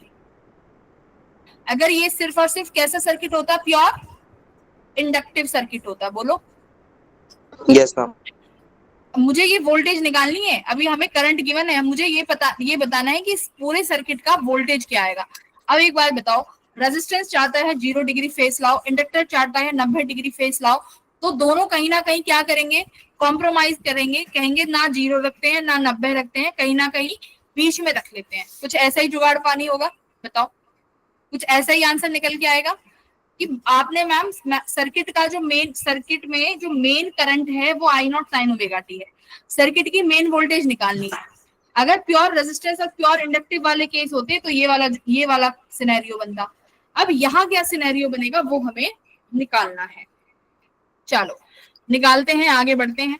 अब हम मैं बनाती हूँ फेसर डायग्राम, थोड़ा सा उससे ज्यादा क्लियर आएगा, ठीक है। देखो मैं यहाँ पर बेटा वी नॉट आर बना दूं, क्योंकि वी नॉट आर किसके फेस में है? करंट के फेस में है, राइट। यहीं पे मेरा करंट भी होगा, अरे क्या चला गया यार, वी नॉट आर, और यही मेरा करंट भी होगा आई नॉट। बोलो, सेम फेस में है, वी नॉट आर और वी आर एक साथ लिख दिए। अब मेरे को वी नॉट एल बनाना है, तो बेटा वी नॉट एल कितना आगे है एक बार देख के बताओ। वी नॉट आर और वी नॉट एल में कितना फेज डिफरेंस है? मैम 90 का। 90 डिग्री का है ना। तो मैं यहाँ पर वी नॉट एल को ऐसे बना दूं 90 डिग्री। बोलो, किसी को दिक्कत? No ma'am. No, ma'am. ये वी नॉट आर, ये वी नॉट एल, इनमें जो 90 डिग्री का कहीं ना कहीं फेज डिफरेंस है। तो एक बात बताओ, अब जो तुम्हारे सर्किट का जो पीक वैल्यू होगा बेटा वी नॉट, यहाँ ध्यान से सुनो, मैं कह रही हूँ सर्किट का जो पीक वैल्यू वी नॉट होगा बेटा, इन वी नॉट आर और वी नॉट एल का फेसर डायग्राम का रिजल्टेंट होगा कि नहीं होगा? वी नॉट सर्किट का, देखो फेसर डायग्राम यहाँ पर तुम डायरेक्ट ऐसे नहीं लिख सकते।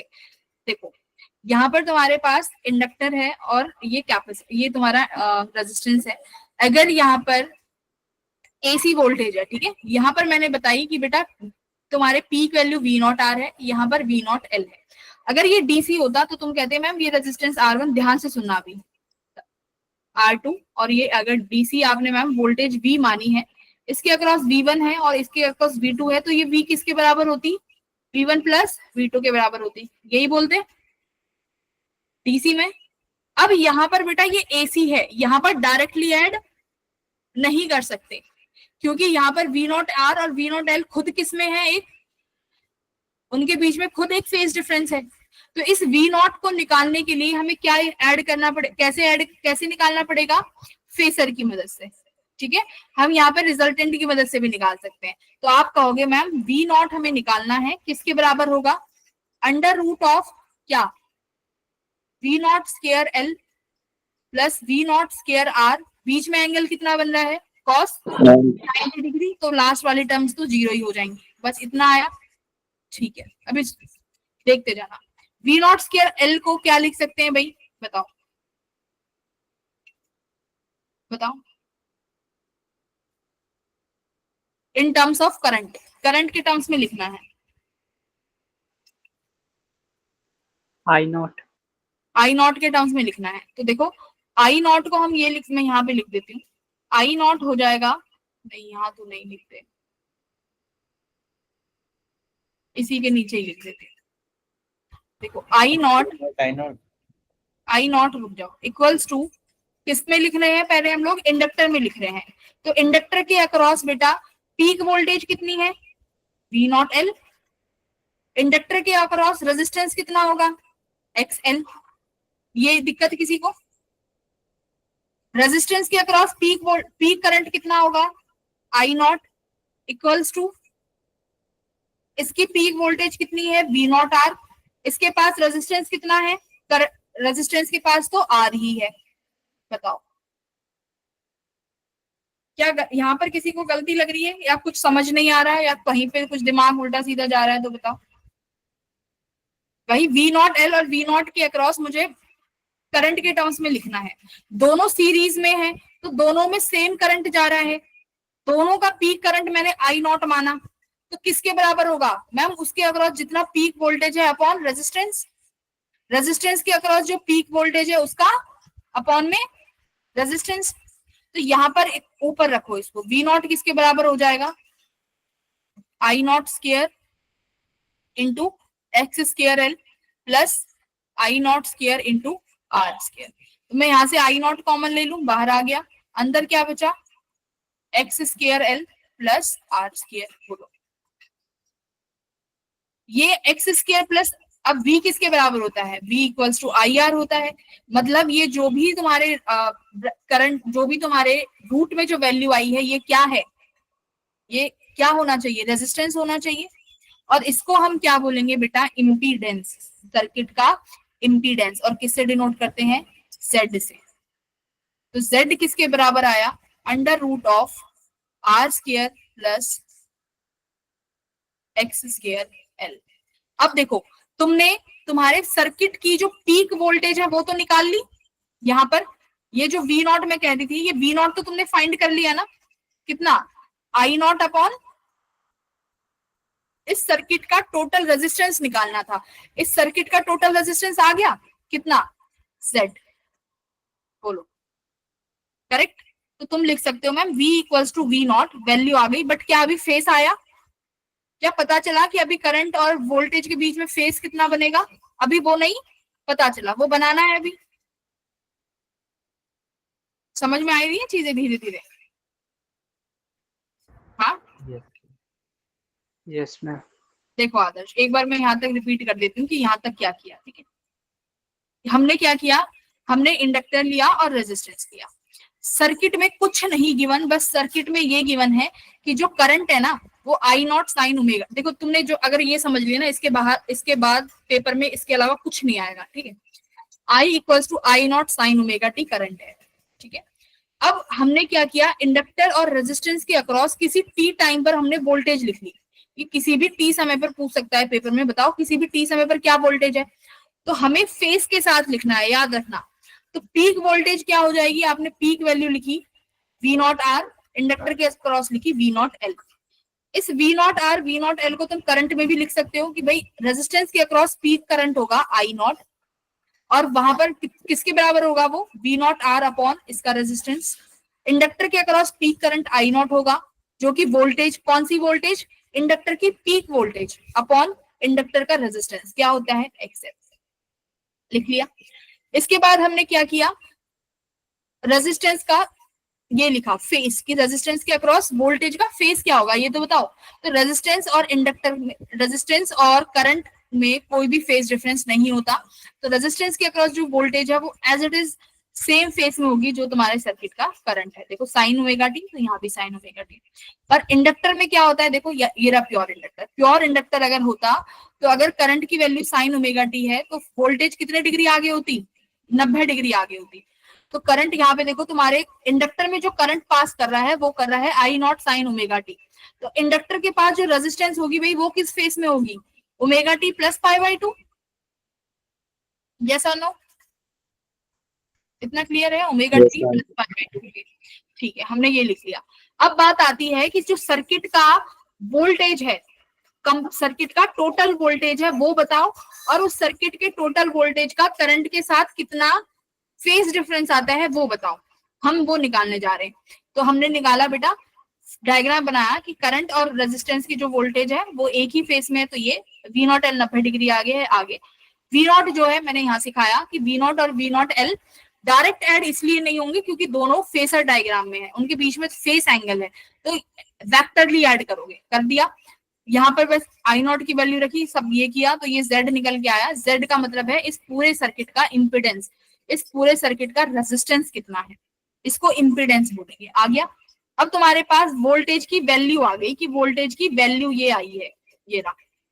बट अभी भी क्या मिसिंग है? फेस मिसिंग है। करेक्ट? हाँ जी। हम इधर तो आपने v not equal to I not into Z लिखा है और उधर आपने z डिनोमिनेटर में लिखा है।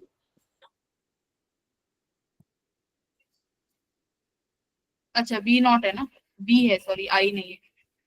B equals to I R होता है ना, तो वो तो तुम रीडिंग से भी कर सकते हो यार, जेड ही आएगा। ठीक है, B equals to I R है तो ये आई आर रेजिस्टेंस में चेंज हुआ है वो जेड में, नहीं करना है। ठीक है,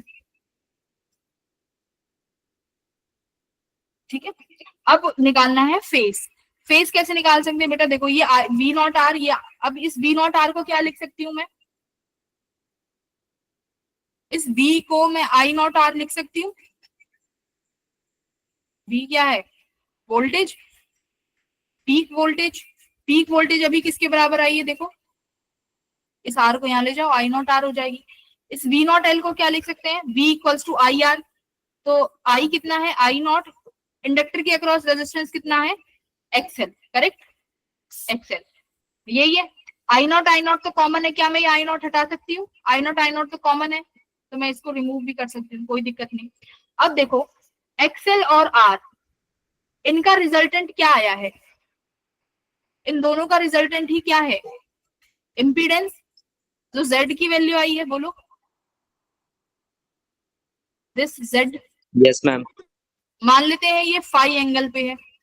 अब देखो यहाँ पर मैं अगर ये बनाऊं तो ये मेरा क्या बन जाएगा, यहाँ से एक्सएल और ये आर, तो टेन फाई किसके बराबर हो गया, फाई क्या आया, एक्सएल बाय क्या होता है, perpendicular upon, ma'am XL by R. हाँ एक्सएल बाय आर। तो ये फाई आ गया तुम्हारा, फाई भी आ गया, कितना, एक्सएल बाय आर।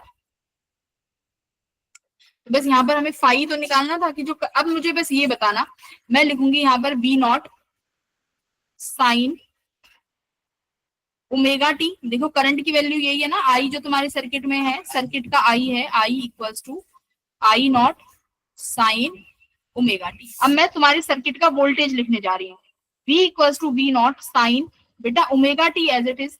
जो ये फाई तुमने निकाला है, इस फाई को मैं ऐड करूं कि माइनस करूं, बस मुझे इतना बताओ। Phi equals to tan inverse of XL by X R, जो भी है, बस मेरे को ये बताओ मैं इस फाई को प्लस करूं कि माइनस,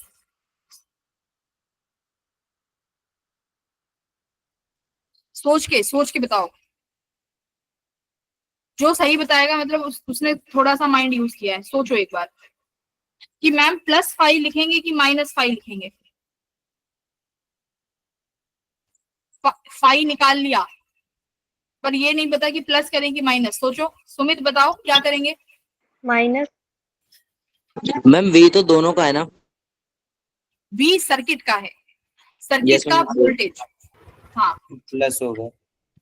हाँ प्लस होगा, क्योंकि रेजिस्टेंस चाहता है कि वोल्टेज जो है करंट के बराबर ही हो जाए, वो हो नहीं सकती। इंडक्टर चाहता है कि सर्किट की वोल्टेज जो है करंट से 90 डिग्री आगे हो जाए, पर 90 डिग्री तो आगे नहीं कर पाएंगे, लेकिन कितना आगे कर पाएंगे, प्लस फाई आगे जरूर कर पाएंगे, तो इसलिए यहाँ पर प्लस होगा। मैम दोबारा समझाना, रेजिस्टेंस नहीं क्यों नहीं चाहता।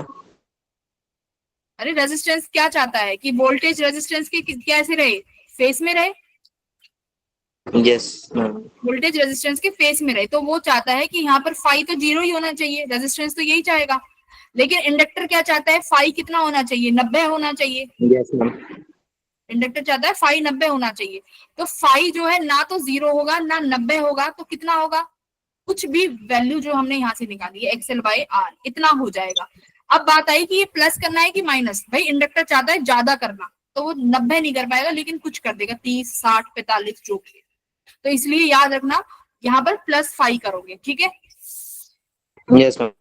अगर सवाल में उल्टा पूछ ले, सवाल में तुम्हें दे दे बेटा वोल्टेज दे दे, V equals to V naught sine omega T है, V equals to V naught sine omega T है, तो करंट बताओ, तो ऐसे ही फेस निकाल लोगे एक्सएल बाय आर करके, फिर करंट में क्या करना पड़ेगा, फाई को करंट में माइनस, वेरी गुड, करंट में फाई को माइनस कर देना, ठीक है। अब एक सवाल करते हैं बढ़िया सा, ये माइनस होगा या फिर सिर्फ ओमेगा टी रहेगा। अरे सेम थोड़ी रह सकता है, सेम रहेगा तो ये एल आर थोड़ी बनाया, फिर तो रेजिस्टेंस ही रह जाता। नहीं मैम, तो अगर सिर्फ मैम ओमेगा टी भी रहेगा तो भी मैम जो वी वोल्ट है मैम वो तो 5 एंगल से ज्यादा लीड कर रहा है ना। नहीं, मैं कह रही हूँ अगर वी दे देते V naught sine omega T, सिर्फ वोल्टेज गिवन होता। ओके मैम, तो माइनस हो जाएगा। हाँ एग्जैक्टली। ठीक है, आओ अब एक क्वेश्चन करते हैं। 2 सवाल करेंगे, 2 सवाल ऐसे होंगे जिसमें तुम्हें उससे ज्यादा तो क्या ही पूछेगा। ठीक है, A to Z चीजें वहां कवर होंगी। क्वेश्चन 1,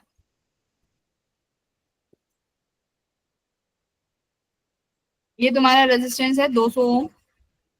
इंडक्टर कितना मान लें, 2/पाई हेनरी। ये वोल्टेज है।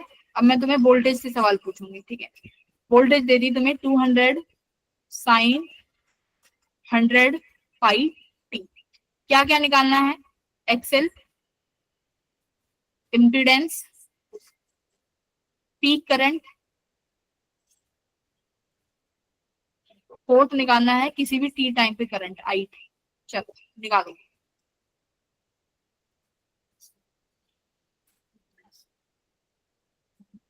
मैम 21 पाई है, 2/पाई है।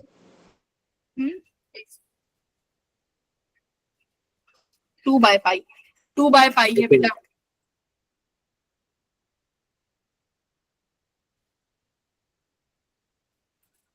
चलो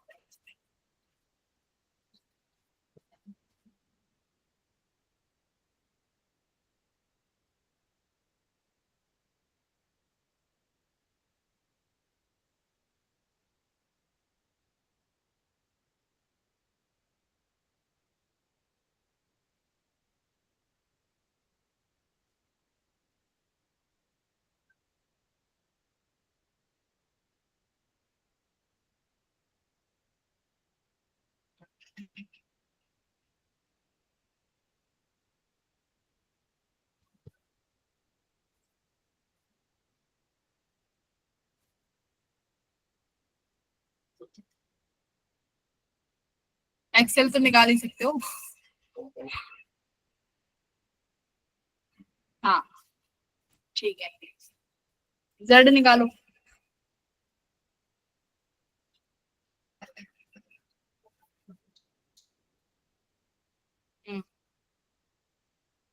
करते जाओ करते जाओ।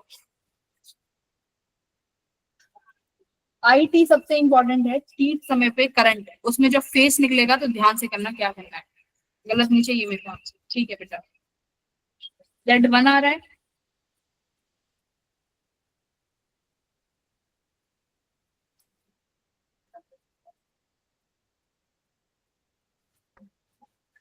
आधे से तो सॉल्व भी नहीं करते होंगे। संदीप नहीं आया आज क्लास में। तो शाल्स करो बेटा सॉल्व। रिया तुम्हें क्यों नहीं समझ में आ रही चीजें।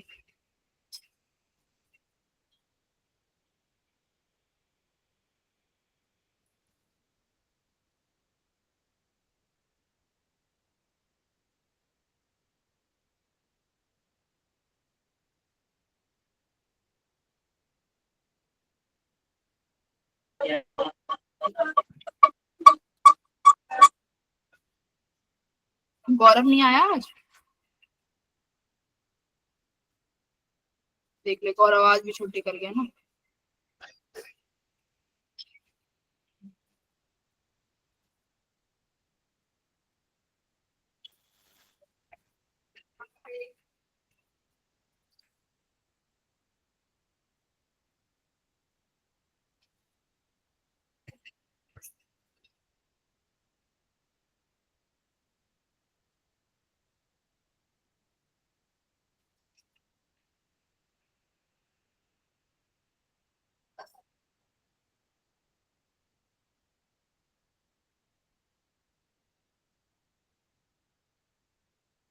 अरे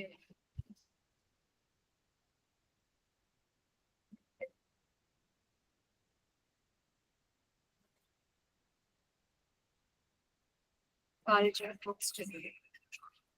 ठीक है भाई, एक्सेल निकालते हैं। ओमेगा एल 2 पाई, अच्छा 2 पाई नहीं, यहाँ तो डायरेक्ट गिवन है 100 पाई। Inductor 200।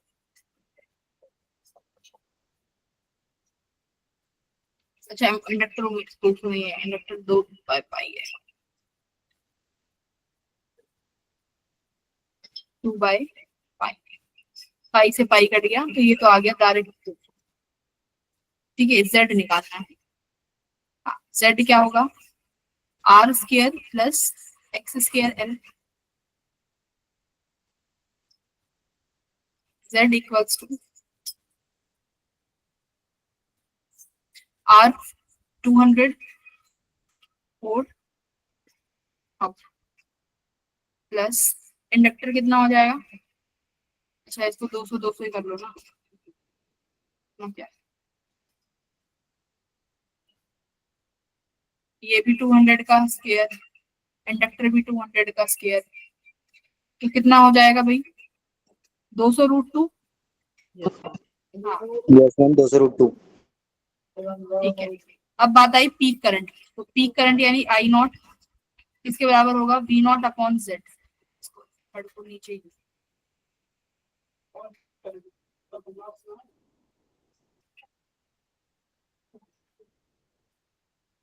We naught by Z, V naught कितना है 200, जेड निकाल लिया तुमने 200√2, तो ये आ गया 1/√2 एम्पियर। ठीक है, चलो आई नॉट अब निकालना है आई टी। किसी भी टी समय पर करंट हमारा होता है I naught sine 100 pi T, क्या करना है प्लस फाई करना है कि माइनस फाई करना है, -5। हाँ माइनस, माइनस। हाँ तो आई नॉट तुमने 1/√2 निकाल ही लिया, फाई निकालना रह रहा है, फाइन फाई कैसे निकालोगे, एक्सएल बाय आर, 10 फाई, हाँ very good, yes ma'am 10/5। XL by R, तो एक्सएल 200 आर 200, एक्सएल भी 200 आर भी 200, 1 आ गया 45 डिग्री। Yes ma'am. ठीक है, तो -45 कर लिया ए टू जेड चीजें, वेरी गुड, सारी चीजें हमने यहाँ पे निकाल ली। और दो सवाल क्या बढ़ सकते हैं यहाँ पे, कोई बता सकता है कि मैम और दो तरीके के क्वेश्चंस और पूछे जा सकते हैं, इंडक्टर और रेजिस्टेंस पे टी समय पर वोल्टेज निकालो। चलो फिफ्थ क्वेश्चन में देती हूँ, वोल्टेज अक्रॉस इंडक्टर किसी टी समय पे, voltage across inductor, voltage across resistance किसी टी समय पे, क्या होगा मैम, पीक वैल्यू कहां पर, इंडक्टर के across V not L sine 100 pi T, क्या लिखना है बताओ, वोल्टेज कैसी रहेगी,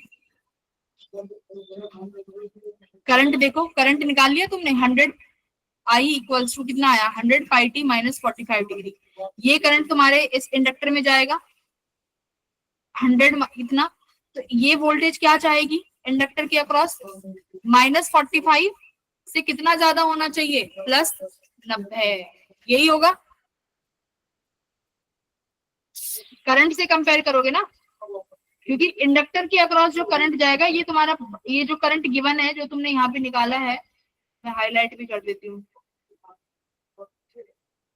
मैम 5वां क्वेश्चन एक बार दोबारा बताना, क्वेश्चन में पूछा क्या एक बार ये बता दो। क्वेश्चन ये कह रहा है कि इंडक्टर और वोल्टेज के अक्रॉस, सॉरी इंडक्टर और रेजिस्टेंस के अक्रॉस किसी भी टी समय पे वोल्टेज निकालो, टी समय पे। ओके।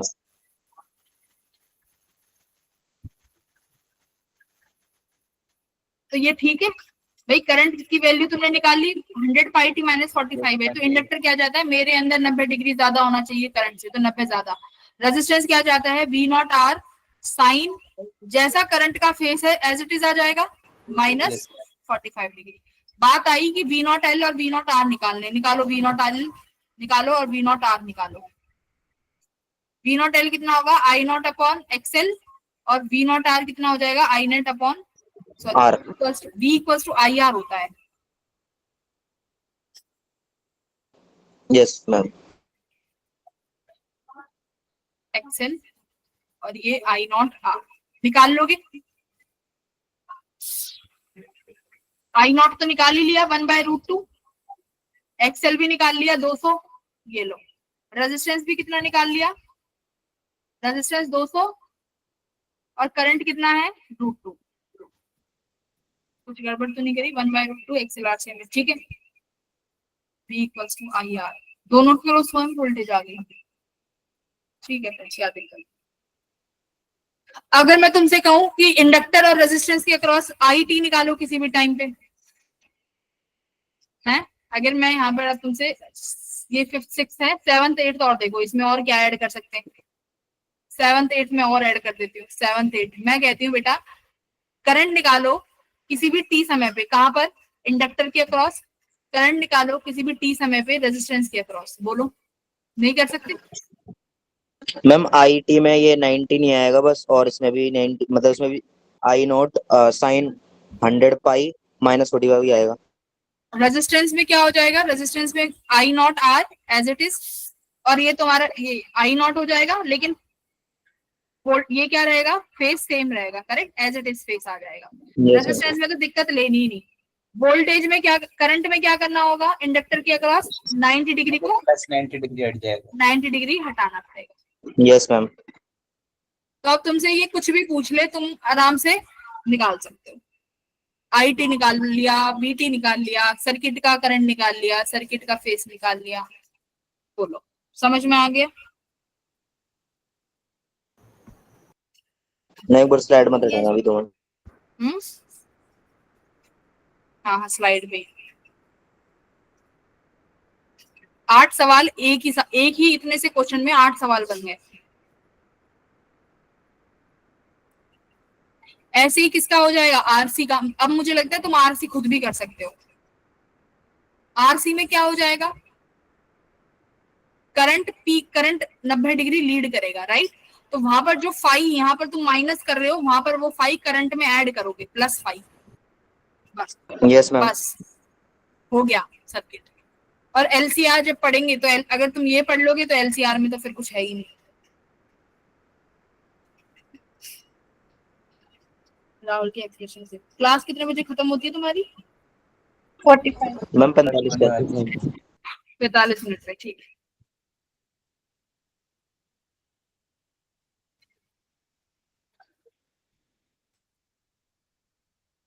प्रिंस ने तो एकदम सही, एक एक इसने चारों आंसर एक साथ लिखे हैं प्रिंस ने, 200 200√2 1/√2, वेरी गुड। देखो जब ऐसे बच्चे पढ़ते हैं ना तो टीचर को भी अच्छा लगता है। कई बच्चे आते हैं कुछ और चला के बैठ जाते हैं क्लास में। रिया बेटा समझ आ रहा है, समृति का, मैम ठीक है। ध्रुवी तुम्हें,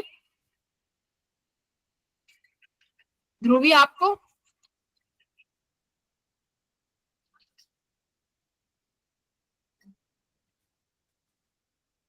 पता नहीं इनका तो नाम ही मालूम।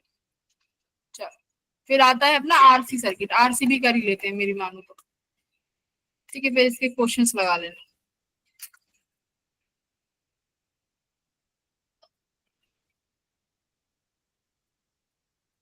ये है RC सर्किट,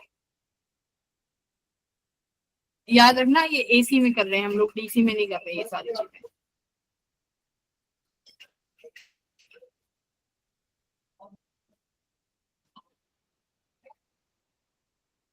ये तो तुम खुद ही, अब मेरे को तुम ही पढ़ा दोगे ये वाला, तो मुझे ऐसा लग रहा है। रेजिस्टेंस, अच्छा इंडक्टर थोड़ी आएगा।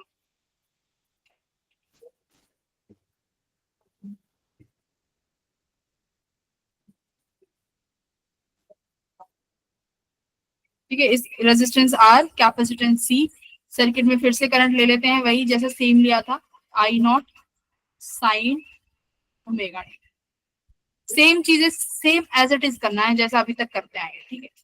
पहले लिखेंगे रेजिस्टेंस के अक्रॉस टी समय पर वोल्टेज कितना होगा बेटा, बताते जाओ अपने आप को अनम्यूट करके। V not R sign omega T -5, -5 किस खुशी में लगाना है, R में नहीं आएगा, हाँ। C में आएगा। मैम यही आएगा ये B not R sine omega. हाँ, सी में क्या हो जाएगा, वी नॉट सी। मैम इस बार -5 आएगा। कैपेसिटर क्या चाहता है, करंट आगे रहे, तो कैपेसिटर करंट को आगे करना चाहता है, तो अभी करंट को हम छेड़ नहीं सकते, तो अब वो खुद को पीछे कर लेगा, कितने से, 90 डिग्री से। कैपेसिटर तो 90 से ही करेगा ना, पूरे यस सर्किट का जब वोल्टेज निकालोगे तब वो कुछ फाई करेगा, वो हम देखेंगे। I think V not R V naught C सबको पता है क्या है, V naught yes ma'am. C peak values. देखा, मैं कह रही थी ना, एक करोगे तो सारे अपने आप भाग भाग के कर लोगे। फेस बनाते हैं, ठीक है बेटा। अगर मैं यहाँ पर आई नॉट बनाती हूँ तो इसी के साथ क्या आ जाएगा, एक तो रेजिस्टेंस वी नॉट आर की पीक वैल्यू। अब की बार कैपेसिटर देखो क्या है, कितना पीछे है, 90 डिग्री पीछे है, तो वी नॉट सी ऐसे बनेगा ना, डाउनवर्ड डायरेक्शन, यस मैम। क्योंकि वो 90 डिग्री पीछे है। यहाँ पर इसका रिजल्टेंट क्या देगा, वी नॉट, है ना, ये सब वी नॉट देगा पीक वैल्यू। हाँ पीक वैल्यू इस पूरे सर्किट की, ठीक है। तो वी नॉट फिर से निकाल लोगे आप, V naught equals to under root of V naught C का square plus V not R का स्क्वायर। बताओ वी नॉट सी कैसे आप लिखोगे मैम, आई नॉट जो है वो किसके बराबर हो जाए, आई नॉट नहीं वी नॉट सी, चलो लिख लो, I equals to V by R, तो वी नॉट सी अपॉन यहाँ क्या लिखोगे, एक्स सी, और रेजिस्टेंस का आई नॉट क्या लिखोगे आप, पीक वैल्यू अपॉन रेजिस्टेंस, तो रेजिस्टेंस के पास तो आर रेजिस्टेंस है, तो आर, ठीक है। इनकी वैल्यू ऊपर लिख दो, अब वी नॉट इक्वल्स टू किसके कितना हो जाएगा, देखो I naught square into X square C plus I naught square into V naught square, I naught common ले लिया, यहाँ क्या Yes, बचा ma'am. आपके पास, R square plus X square C, तो ये वी नॉट का तुम्हारा पीक वैल्यू आ गया आई नॉट इंटू इम्पिडेंस, तो यहाँ पर इम्पिडेंस की वैल्यू आ गई ये R square into X square C. तो एक्स स्क्वायर याद रखना ये होता है, तो एक्स जो होगा वो 1/ओमेगा सी होगा बस। अब क्या रह गया, फाई, फाई निकालना पड़ेगा। फाई कैसे निकालोगे, फाई कैसे निकालोगे मैम, यहाँ पर जो वी नॉट मैम, आर एक था, बार लास्ट वाली स्लाइड दिखा दो। मैम यहाँ पे आई नॉट के नीचे 2 है, कहाँ पे, थर्ड वाली लाइन। नहीं नहीं, ये आई नॉट स्क्वायर है, आई नॉट स्क्वायर, ठीक है, जैसे मैम वो आर स्क्वायर आएगा, कहाँ पे, I naught square R square आएगा ना। ये तो सबस्क्रिप्ट है भाई, ये V naught C V not R, ये तो सबस्क्रिप्ट है ना, सबस्क्रिप्ट बोलते हो किसको, क्या बोलेंगे, वी नॉट सी, ये तो ऐसे है ना, ये वी नॉट आर हो जाएगा ऐसे, ठीक है। ये तो वी नॉट आर है ना, आर कोई अलग से आर थोड़ी है, वैल्यू थोड़ी है आर की जो आर को स्क्वायर करोगे, स्क्वायर नहीं मैम, कह रहा हूँ मैम इस ये थर्ड लाइन में हमने कन्वर्ट कर लिया है, उसमें एक्स सी स्क्वायर हो गया तो इधर आर स्क्वायर हो जाएगा ना।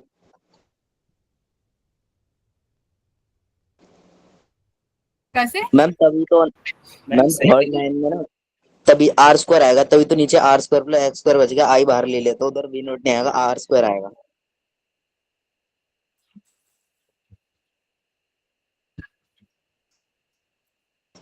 एक सेकेंड, वी को तुमने आई आर लिखा है ना, वी नॉट आर, अच्छा वी नॉट आई नॉट को हमने वी नॉट आर लिखना है, तो ये आई नॉट,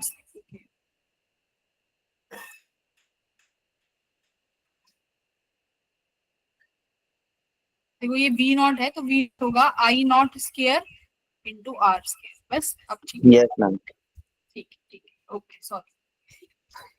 तो ये इम्पिडेंस हो गया, तो यहाँ से तुम लिख भी सकते हो कि जो इम्पिडेंस z की वैल्यू आई है, किसी दूसरे कलर से लिखते हैं, z equals to under root of R square plus X square.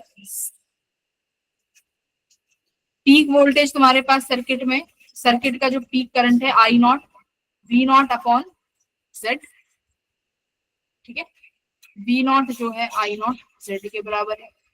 अब हमें बनाना है फाई के लिए, क्या करेंगे, क्या करेंगे भाई, देखो वी नॉट आर को मैं क्या लिख सकती हूँ, आई नॉट आर, अपॉन यहाँ पर क्या लिख सकते हैं इसको, I not into X C. I naught हम हटा सकते हैं, तो इनका जो रिजल्टेंट होगा वो क्या होगा, इम्पीडेंस जेड। अब याद रखना फाई हमेशा आर से ही लेना है, ठीक है। तो ये हो गया तुम्हारा फाई, तो 10 फाई यहाँ कितना बना, X C upon R, X upon R. बस आ गया। तो अभी हमें वोल्टेज V लिखना है किसी भी t समय पे, तो आप लिखोगे ma'am V naught sine omega T. Phi तो आ ही गया, तो अभी मुझे क्या करना पड़ेगा बताओ, वोल्टेज को क्या करें, करंट आगे होता है तो वोल्टेज को माइनस करना पड़ेगा, कितने से, फाई से। V नॉट अभी आपने निकाला है कितना, I naught Z sine omega T minus phi, ठीक है भाई। ये रहा, हो गया सारा, हो गए सारे क्वेश्चन। Yes ma'am. ठीक है, तो मैं तुम्हें इसके क्वेश्चंस भेज दूंगी, आप क्वेश्चंस कर लेना इसके। अगली क्लास में हम एलसीआर सर्किट पढ़ेंगे, और एलसीआर सर्किट के साथ साथ ये चैप्टर, एलसीआर सर्किट शायद हाँ एक दिन में हो भी जाएगा, उसके बाद एक दिन प्रॉब्लम सॉल्विंग और ये चैप्टर कंप्लीट, छोटा सा ही चैप्टर है। 2025 के PYQ शेयर कर दूंगी, एलसीआर सर्किट छोड़ देना, बाकी के क्वेश्चंस अटेम्प्ट कर लेना बेटा।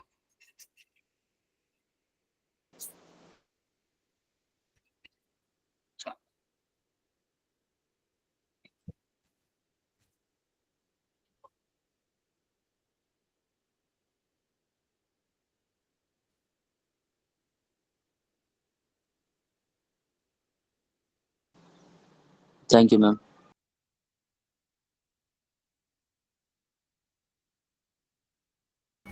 Bye bye.